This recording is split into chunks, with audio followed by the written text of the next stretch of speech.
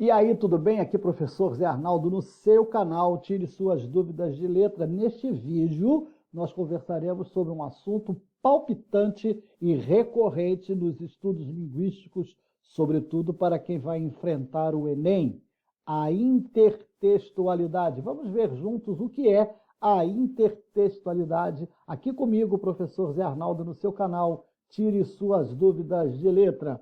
A intertextualidade é a presença de um texto e outro texto, num diálogo entre dois enunciados. Como assim, professor Zé Arnaldo? Olha, é simples. Ocorre a textualidade quando um texto faz referência a outro texto, quando um texto cita outro texto, quando desenvolve uma ideia que estava contida originalmente em outro, ou quando toma, por alguma razão, a forma desse texto original.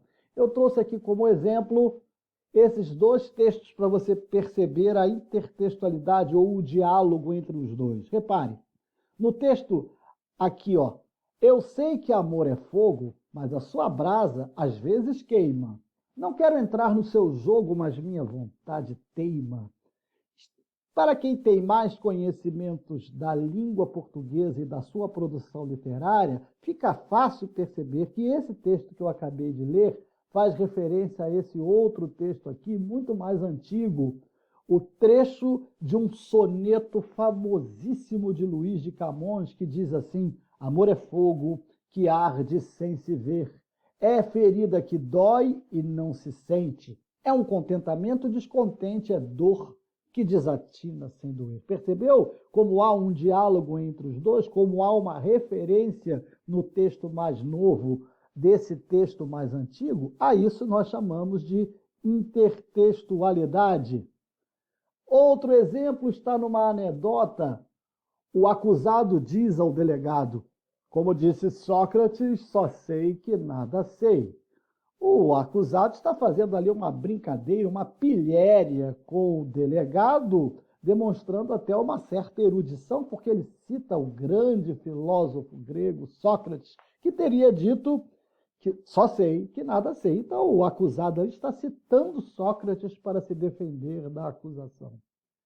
Importante, quando se fala em intertextualidade, falar também de dialogismo. O dialogismo é um conceito trazido para os estudos linguísticos por esse russo aí, o Bakhtin, que diz que a linguagem é, por natureza, dialógica.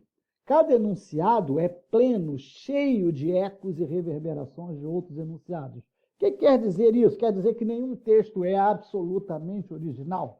Todo texto cita outro, faz alusão a outro, refere-se a outro, num diálogo constante que faz com que os textos se multipliquem. Eu tenho aqui uma canção do Chico Buarque, um compositor que eu adoro, Bom Conselho. Ouço o bom conselho que lhe dou de graça. Inútil dormir, que a dor não passa. Espere sentado, ou você se cansa. Está provado, quem espera nunca alcança. Um trechinho desse samba maravilhoso do Chico Buarque, em que ele está, obviamente, citando outros textos. Que outros textos são esses? Os provérbios populares. O Chico Buarque pega os provérbios, que têm normalmente uma intenção de conformação, de resignação. Repare, o provérbio está sempre nos levando para a acomodação. Mais vale um pássaro na mão do que dois voando. Vão-se os anéis, ficam os dedos. E o Chico Buarque distorce os provérbios, incitando as pessoas a terem mais vontade, perseverança, para correrem atrás dos seus objetivos com mais tenacidade. Mas ele citou os provérbios, ainda que tenha subvertido a significação original deles. Isso também é uma espécie de intertextualidade. Agora vamos ver os tipos de intertextualidade.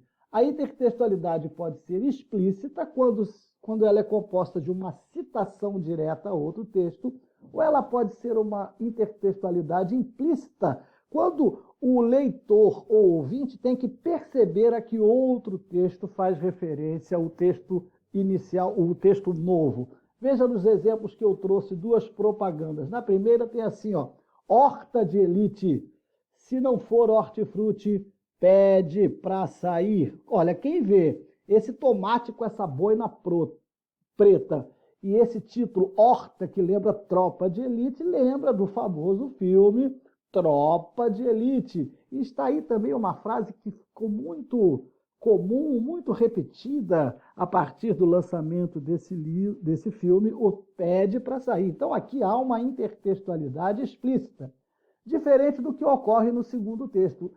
Esta propaganda faz uma referência a um outro texto, mas uma referência implícita, sem citá-la diretamente. Meu bem, você me dá água na boca. Há mais de 50 anos adoçando nossas vidas, é uma referência direta ao leite moça, que faz todo tipo de doce e por isso nos dá água na boca.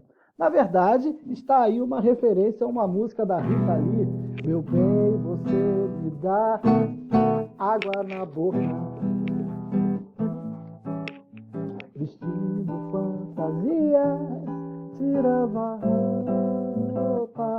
Essa é a referência implícita. Quem é mais velho vai reconhecer a música como eu e vai perceber a que se refere a propaganda. Por isso ela é implícita, porque ela não é direta, ela não apresenta na superfície a indicação do texto que cita. Uma coisa importante que você saiba, meu querido inscrito no canal, tire suas dúvidas de letra, é o que é intertexto, um assunto subjacente à intertextualidade. Intertexto é aquele fragmento que nos permite perceber o outro texto, o que está sendo citado, o texto ao qual se refere o texto que você está lendo. No primeiro comercial, no primeiro anúncio, o trecho que nos faz referência, que nos indica o Tropa de Elite como texto de referência, é o Horta de Elite, o pede para sair. No segundo texto, o intertexto é o meu bem, você me dá água na boca, que é um trecho da canção que eu cantei muito mal aqui para você, um trechinho da Rita Lee. Percebeu? Vamos adiante.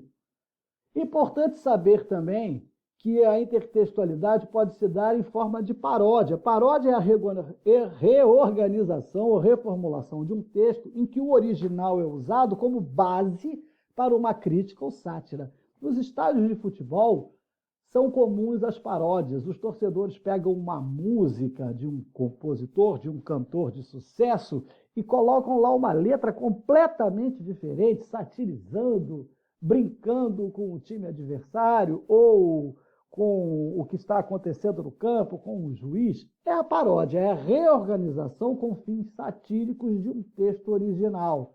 Ela sempre tem, a paródia, um caráter contestatório, irônico e muitas vezes sarcásticos. Um poema muito comum da língua portuguesa é o poema Meus 8 Anos, do poeta romântico Casimiro de Abreu, que diz assim no seu início: ó, que saudades que eu tenho da aurora da minha vida, da minha infância querida que os anos não trazem mais. Que amor, que sonhos, que flores, daquelas tardes fagueiras à sombra das bananeiras, debaixo dos laranjais. O mesmo Chico Buarque que eu citei agora há pouco, tem um samba que ele chama de 12 anos. Olha como ele faz referência implícita ao poema do Casimiro de Abreu, fazendo então uma paródia. Olha, ai, que saudade que eu tenho dos meus 12 anos, que saudade ingrata, dar banda por aí, fazendo grandes planos e chutando lata. E o samba segue, não nos interessa mais. Reparou que o Chico pegou lá a forma, o tema daquele texto original e fez ali um outro texto, dessa vez satírico, irônico, sarcástico até? Isso é uma paródia. Paráfrase é a reescritura de um original, de um texto original, ou seja, pegar as ideias de um texto e reescrevê-la com suas próprias palavras. Atenção, que isso me permite falar sobre a redação do Enem. O candidato que vai fazer a redação do Enem não... Epa, peraí que eu pulei aqui uma parte, desculpa. Não pode pegar os textos motivadores e parafraseá-los, ou seja, reescrevê-los com suas próprias palavras.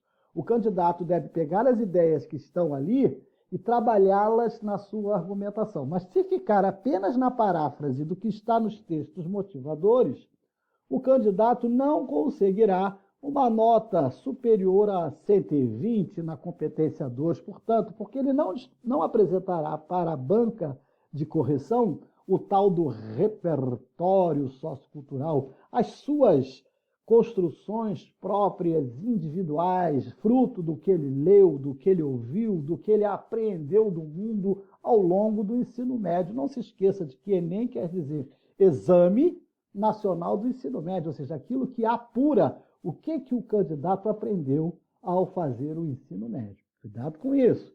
Nosso país deve dirigir mais recursos do orçamento na educação escolar de nossas crianças ou teremos mais uma geração servindo de mão de obra para o crime? Essas mesmas ideias estão no texto do lado da seguinte maneira: o Brasil precisa investir responsavelmente na educação básica sob pena de perdermos mais uma geração inteira para a criminalidade. E para encerrar, outro exemplo de intertextualidade, a epígrafe, que é aquele trecho, aquele verso, aquela estrofe, aquela frase, aquele parágrafo até de um escritor, de um filósofo, de um professor, de um cientista que abre uma obra.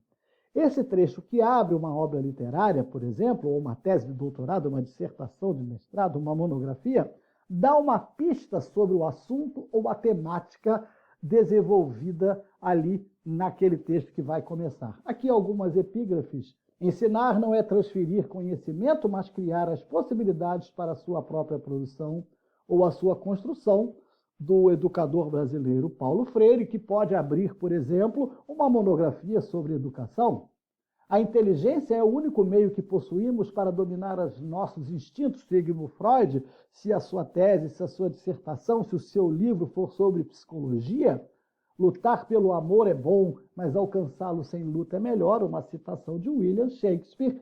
E ali, o não tive filhos não transmitia nenhuma criatura o legado de nossa miséria. Esse é o trecho final do Memórias Póstumas de Brás Cubas. Eu acho que você pode, por exemplo, usar na abertura de um novo romance, de um conto, de uma monografia que você esteja escrevendo, tá bom? Assunto pedido, assunto explicado. Esse foi o Tire Suas Dúvidas de Letra de agora. Se você gostou das minhas explicações sobre intertextualidade, deixa aí o seu like. Se você ainda não inscrito no canal, pelo amor de Deus, o que está esperando? Inscreva-se agora mesmo no canal, Tire Suas Dúvidas de Letra. Clique no sininho para receber notificações de novas videoaulas e compartilhe com os amigos este conteúdo. Pode ser que ele seja útil para você, para alguém que você ama. Faça isso por mim, então, e por ele, por esse seu amigo que precisa, tá bom? Muito obrigado pela atenção dispensada, pela companhia, por estar aqui junto comigo no meu escritório. Um beijo, até a próxima. Bons estudos para todos.